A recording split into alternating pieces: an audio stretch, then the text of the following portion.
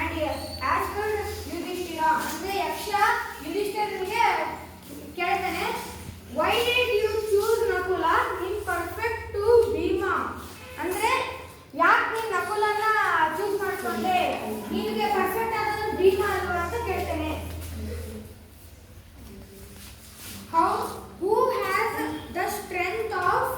16,000 elephant ಅಂತ ಕೇಳ್ತಾನೆ ಅವನು ಭೀಮಾ ತುಂಬಾ 16,000 ಆನೆಗಳ ಬಲ ಇದೆ ಅವನಿಗೆ ಅವನನ್ನ ಯಾಕೆ ಚೂಸ್ ಮಾಡಲಿಲ್ಲ ನೀನು ಮತ್ತೆ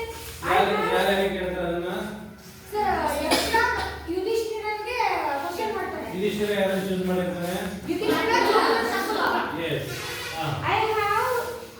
heard that Bhima is most dear to you. ಅಂದ್ರೆ ನಾನು ಅನ್ಕೊಂಡಿದ್ದೆ ಭೀಮಾನೇ ನೀನು ಚೂಸ್ ಮಾಡ್ತೀಯಾ ಅಂತ